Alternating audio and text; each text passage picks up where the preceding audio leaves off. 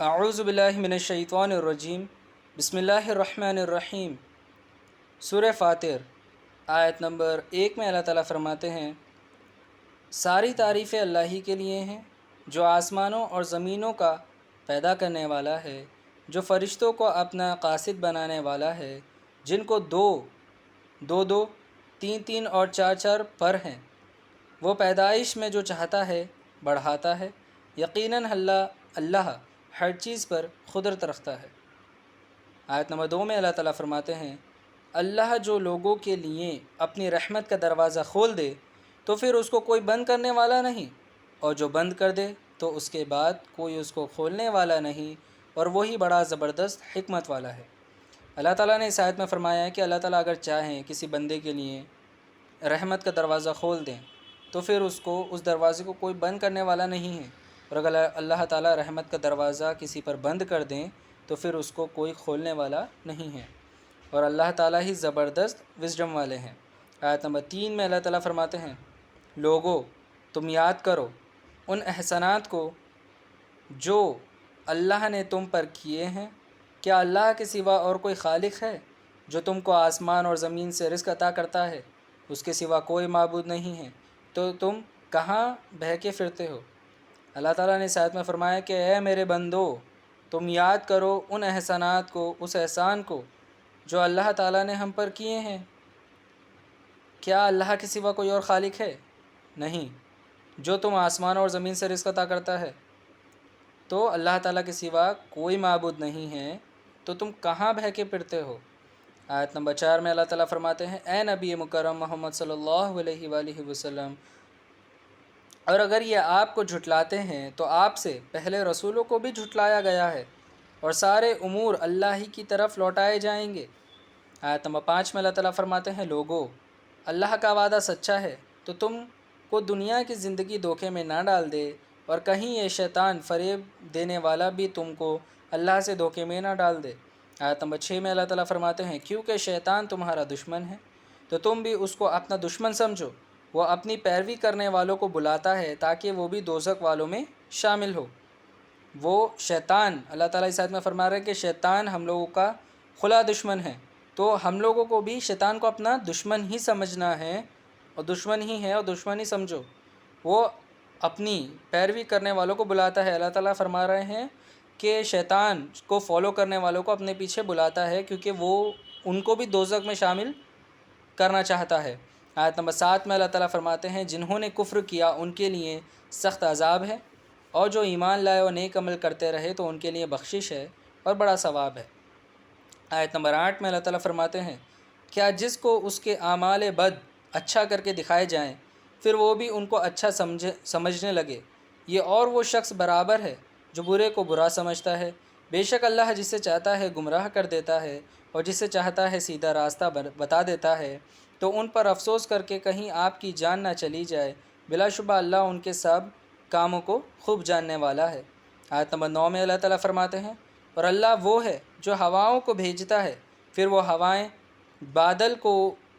ابھرتی ہیں، پھر ہم اس بادل کو ایک خشک زمین کی طرف چلاتے ہیں، پھر ہم اس کے ذریعے سے زمین کو اس کے مرنے کے بعد زندہ کرتے ہیں، اسی طرح مردوں کو جی اٹھنا ہے۔ اللہ تعالیٰ آیت نمبر 10 میں اللہ تعالیٰ فرماتے ہیں، جو عزت چاہتا ہے تو عزت سارے اللہ ہی کے لیے سزاوار ہے، اسی کی طرف پاکیزہ کلمات چڑھتے ہیں اور نیک عمل ان کو بلند کرتا ہے۔ جو لوگ بری بری چالیں چلتے ہیں ان کے لیے سخت عذاب ہے، اور ان کا مکار نیست و نابود ہو جائے گا۔ آیت نمبر 11 میں اللہ تعالیٰ فرماتے ہیں، اور اللہ نے تم کو مٹی سے پیدا کیا، پھر نطفے سے پیدا کیا، یعنی اللہ تعالیٰ نے ہم کو مٹی سے پیدا کیا، پھر ایک خون کے لوتڑے سے پیدا کیا، پھر تم کو جوڑا جوڑا بنا دیا، اور کوئی عورت نہ حامل ہوتی ہے اور نہ جانتی ہے مگر اس اللہ کے علم میں ہوتا ہے، اور نہ کسی کی عمر زیادہ کی جاتی ہے اور نہ کسی کی عمر کم کی جاتی ہے، مگر یہ سب معاملات کتاب میں لکھے ہوئے ہیں، بلا شبہ یہ بات اللہ کو آسان ہے۔ آیت نمبر 12 میں اللہ تعالیٰ فرماتے ہیں، اور دونوں دریا یکساں نہیں، یہ میٹھا پیاز بجھانے والا پینا اس کو خوشگوار، اور ایک کھارا تلخ ہے۔ اور ہر ایک سے تم تازہ گوشت مچھلی کا کھاتے ہو اور زیورات کے لیے موتی نکالتے ہو جسے پہنتے ہو، اور تم دریا میں کشتیاں چلاتے ہوئے دیکھتے ہو تاکہ اس کی روزی تلاش کرو اور تاکہ شکر ادا کرو۔ اللہ تعالیٰ آیت نمبر 12 میں اللہ تعالیٰ فرماتے ہیں کہ یہ دونوں دریا ایک جیسی نہیں ہیں، ایک میں میٹھا پانی ہے اور ایک میں کھارا پانی ہے، اور تم ہر پانی میں سے تازہ گوشت مچھلی کا کھاتے ہو اور زیورات کے لیے موتیاں چنتے ہو پانی میں سے، اور تم بوٹ چلاتے ہو پانی میں، ادھر ادھر دیکھتے ہو تاکہ روزی تلاش کرو اور شکر ادا کرو۔ آیت نمبر 13 میں اللہ تعالیٰ فرماتے ہیں وہ رات کو دن میں داخل کرتا ہے، یعنی اللہ تعالیٰ رات کو دن میں داخل کرتے ہیں اور دن کو رات میں داخل کرتے ہیں، اور اسی نے سورج اور چاند کو کام میں لگا دیا ہے، ہر ایک وقت معین تک چلتا رہے گا، یعنی ایک فکس کیے ہوئے ٹائم تک یہ سب کچھ چلتا رہے گا جس کو اللہ تعالیٰ نے کام پر لگا دیا ہے۔ یہی اللہ تمہارا رب ہے، اسی کی بادشاہت ہے، اور جن کو تم اللہ کے سوا پکارتے ہو وہ کھجور کی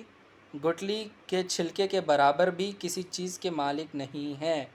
اللہ تعالیٰ نے اس آیت میں فرمایا ہے کہ جن لوگوں کو تم اللہ تعالیٰ کے سوا پکارتے ہو تو وہ ایک کھجور کے گٹلی کے چھلکے کی بھی برابر نہیں ہیں، مطلب کھجور کی گٹلی کے چھلکے کے برابر بھی کسی چیز کے مالک نہیں ہیں۔ آیت نمبر 14 میں اللہ تعالیٰ فرماتے ہیں اگر تم ان کو پکارو تو وہ تمہاری پکار کو نہیں سن سکتے، اور اگر سن بھی لیں تو تمہاری بات قبول نہ کریں، اور قیامت کے دن تمہارے شرک کرنے سے انکار کر دیں گے اور تم کو خبر رکھنے والے کی طرح کوئی نہیں بتلائے گا۔ آیت نمبر 15 میں اللہ تعالیٰ فرماتے ہیں اے لوگو تم سب اللہ کے محتاج ہو اور اللہ بے نیاز خوبیوں والا ہے۔ آیت نمبر 16 میں اللہ تعالیٰ فرماتے ہیں اگر وہ چاہے تو تم کو نیست و نابود کر دے اور ایک نئی مخلوق لا کھڑی کر دے۔ آیت نمبر 17 میں اللہ تعالیٰ فرماتے ہیں اور یہ اللہ کے لیے کوئی مشکل کام نہیں ہے۔ آیت نمبر 18 میں اللہ تعالیٰ فرماتے ہیں اور کوئی بوجھ اٹھانے والا کسی دوسرے کا بوجھ نہ اٹھائے گا، اور اگر کوئی بوجھ میں دبا ہوا اپنا بوجھ اٹھانے کے لیے بلائے گا تو کوئی اس میں سے کچھ بھی نہ اٹھائے گا، اگرچہ وہ قریبی رشتہ دار ہی ہوں۔ اے رسول صلی اللہ علیہ وآلہ وسلم آپ تو صرف ایسے لوگوں